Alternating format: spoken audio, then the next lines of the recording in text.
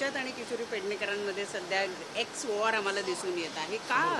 आरोप प्रत्यारोप इतक्या मोठ्या प्रमाणावर चालू झाले तुम्हाला? नाही, आरोप प्रत्यारोप करण्याचं खरं तर त्यांच्यावर आरोप आम्ही नाही ठेवले, त्यांच्यावर आरोप हे ईडीने ठेवलेले आहेत. कारण ज्या प्रकारे ते जेव्हा महापौर होत्या, मुंबईच्या माजी महापौर म्हणून त्यांनी जे काम करायला हवं होतं करोनामध्ये ते न करता नौटंकी जास्त केली त्यांनी. त्याचप्रमाणे मृतांच्या टाळूवरचं लोणी खाणं म्हणजे काय असतं हे त्यांनी दाखवून दिलं. मग ते बॉडी बॅग्सच्या संदर्भात असू दे, स्वतःच्या मुलाच्या संदर्भात असू दे, अगदी स्वतःच्या जावयाच्या संदर्भात असू दे. मला वाटतं ह्या गोष्टी हळूहळू बाहेर येत आहेत. त्याच्यामुळे जो एक चेहरा त्यांनी दाखवलेला की आम्ही काहीतरी काम करत होतो, तो आता त्यांचा तो बुरखा फाटला गेलेला आहे आणि त्यांचं खरं स्वरूप हे आता लोकांच्या समोर यायला लागलेलं आहे. आम्ही हे म्हणत नाही आहोत, हे ईडीसारखी एक संस्था म्हणते आणि त्यांनी त्यांना चौकशीला बोलवलेलं आहे. त्याच्यामुळे त्याच्यावर त्यांना एवढा गदारोळ करायची आवश्यकता नाही. कारण त्यांनी काय काय केलेलं आहे हे माजी नगरसेवक म्हणून जे जवळजवळ 41 नगरसेवक आता शिंदे साहेबांबरोबर आहेत, त्या प्रत्येक जर उभं राहून बोलायला लागला तर मला वाटतं यांच्यासाठी पळताभुई थोडी होईल. परंतु तुमच्या दोघींमधला जो वाद आहे तो आता एकमेकींच्या घरापर्यंत जाऊन पोहोचलेला आहे. त्यांनी सुद्धा तुम्ही तुमच्या सासऱ्यांच्या मेलेल्या सासऱ्यांच्या सहीचं लोणी खाल्लं असं काहीतरी त्यांनी पण लिहिलं. नाही, कसं आहे की मला खरं तर हास्यास्पद वाटतंय.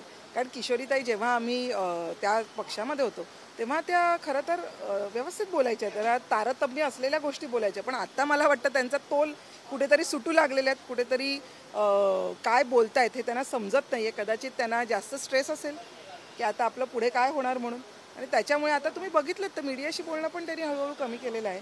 मला वाटतं कुठेतरी तो स्ट्रेस आहे आणि शेवटी म्हणतात ना, खाई त्याला खाऊ खवे. एक शेवटचा प्रश्न की शिंदे गटाकडून त्यांच्यावर दबाव टाकला जातोय त्यांच्या आपल्या पक्षामध्ये सहभागी होण्यासाठी आणि उद्धव ठाकरे गट सोडण्यासाठी, आणि ते होत नाहीये म्हणून त्यांच्या बाबतीत असं वागलं जातं. मला वाटतं त्यांनी काय केलेलं आहे करोनामध्ये हे सर्वांना माहिती आहे, हे त्यांना स्वतःलाही माहिती आहे. त्याच्यामुळे हा असा दबाव विभाव त्यांच्यावर टाकण्याची काही आवश्यकता नाही आहे. उलट असे जे कलंकित लोक आहेत त्यांना खरं तर शिंदे साहेबांबरोबर त्यांनी येऊच नये अशी असं आमचं त्यांना सांगणं आहे.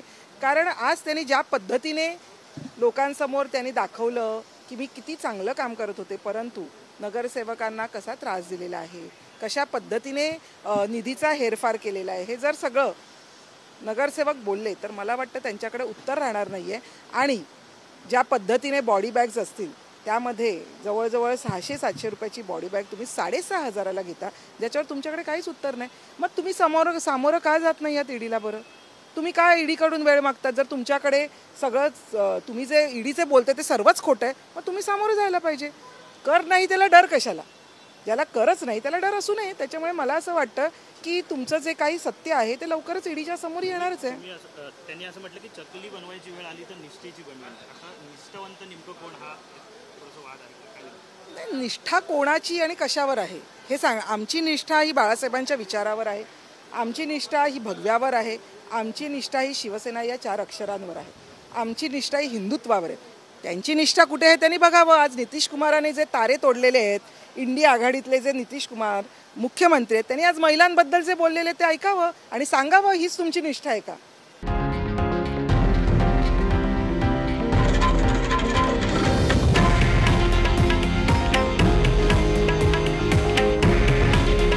हे आहे देशातील नंबर 1 न्यूज नेटवर्क आणि आपण पाहत आहात TV9 मराठी. काळजी तुमची, हित महाराष्ट्राचं.